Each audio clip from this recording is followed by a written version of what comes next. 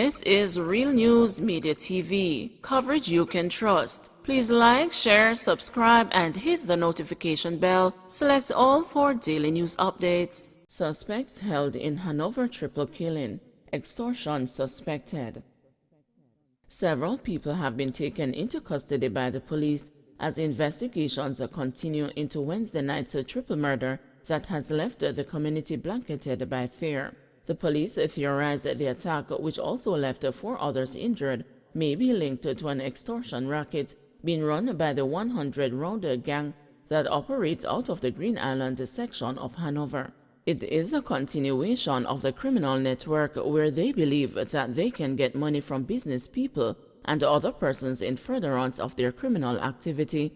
Head of the Jamaica Constabulary Forces Communications Unit, Senior Superintendent Stephanie Lindsay told the news. They make demands for money to be paid over to them even though they are not part of the staff of the companies or establishments. They demand money and they use different ways to include threat, force, and intimidation. Persons would pay over money to them because of fear, she added. The police on the ground have not said how many people are in custody, and they have also not ruled out other possible motives. There could be gang extortion, reprisal, and counter-reprisal. There are a lot of issues that investigators are looking at, and we are not ruling out any at this stage, said Assistant Commissioner of Police Clifford Chambers, who is in charge of the Area 1 Division, where 5 people were killed on Wednesday. Hanover is part of the division. Chambers anticipates that there will soon be a breakthrough in the triple murder. Persons have been picked up, persons are being profiled, statements are being recorded, but we will wait on the detectives to give us a direction, he said. Those taken in were picked up during an ongoing operation by a joint security force team in the parish as the lawmen probed the attack that claimed the lives of 44-year-old Omar Mahabi, 55-year-old Michael Smith, and 37-year-old Mark Austin. Mahabi and Smith are from Logwood, while Austin is from Orange Bay. Those injured in the attack, some of whom have been hospitalized with serious injuries, range between 28 and 44 years old. Police report that shortly after 7 p.m., the men were installing security cameras at a mini-mart located at the Logwood Suntoy Crossroads when gunmen posing as customers opened fire on people outside. Smith and Austin died on the spot and their bodies were removed to Doyle's funeral home after the crime scene was processed about 12:35 a.m. on Thursday. Mahabi was pronounced dead at Noel Holmes Hospital in the parish. Smith's sister, who asked not to be identified by name, is looking for answers. She is hoping the police will find his killers so she can look them in the face and ask why. What my brother do? My brother not do anything. Another of Smith's sisters said her brother, who worked at a hotel in Negril, was not one to roam the streets and his death has come as a shock. The way him gone, me never expect it, because him is not a man on the street, just work to home, the grieving sibling said, adding that her brother had been good and loving. ACP Chambers said family members affected will be provided with counseling and the necessary support. We are not just looking for criminals in this, as we are also seeking to meet the needs of the families who have been affected by the murders, he said. The senior officer added that Wednesday's murders had shattered the past few months of peace in a community that often has flare-ups of crime. He is calling on residents to work with the police to apprehend those responsible for the attack, which pushed the parish's murder toll to 11, the same as the corresponding period last year. Colleagues mourn hotel worker's death. When his colleague, who normally gives him a lift to work, didn't arrive as usual and didn't answer her phone, Francois Scott knew something was wrong, but it never occurred to him that she might be dead.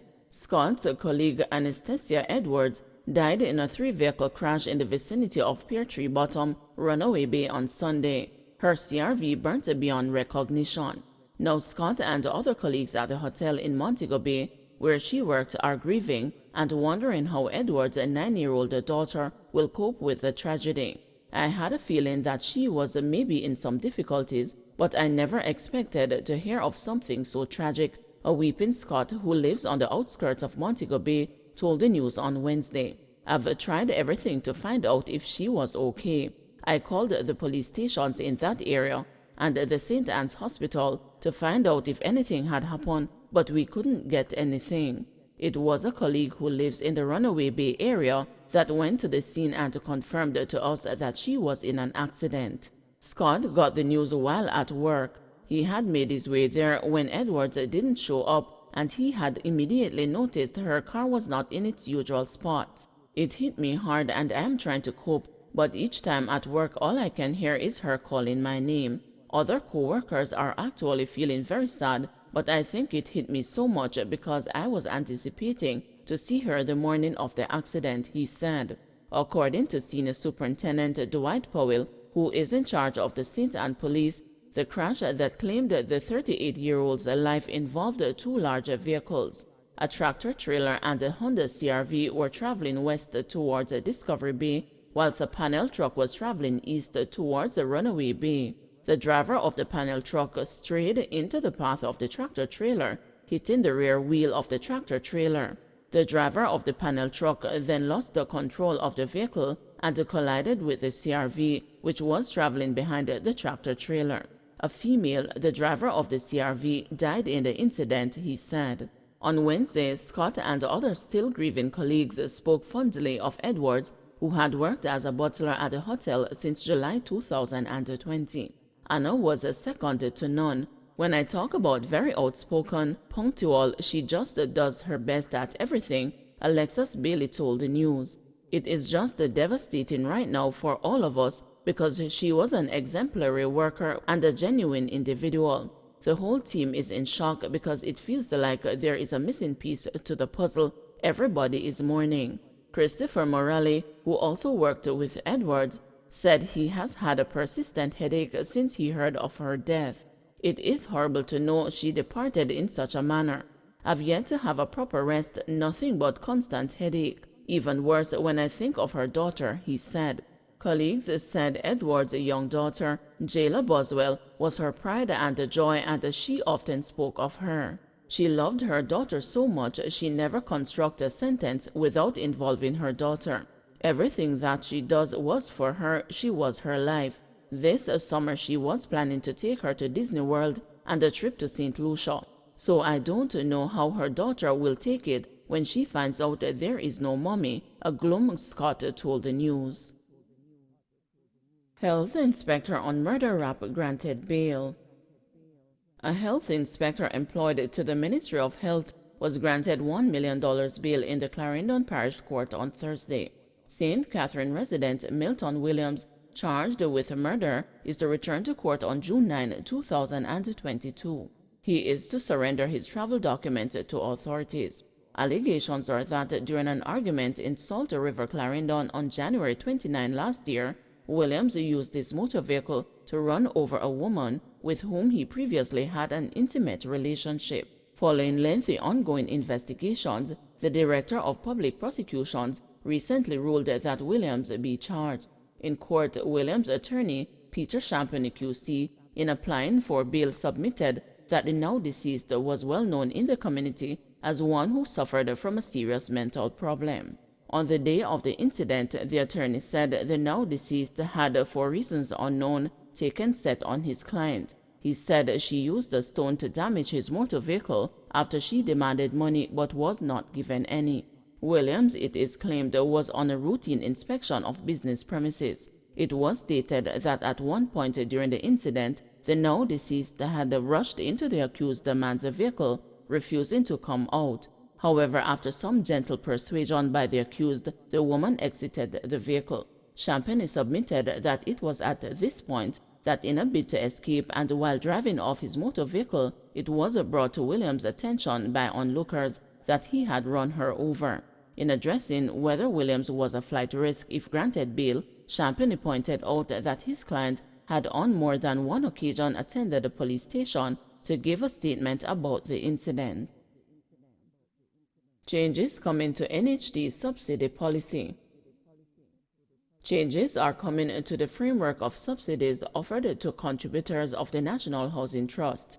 Currently, interest rate subsidies are offered to special groups, subsidies based on income, and the price subsidies applied to the selling price of a housing solution within a development. Prime Minister Andrew Holness highlighted in Parliament yesterday that income is not currently considered as an additional criterion for whether a subsidy can be applied to members within a special group or applicants to a particular development.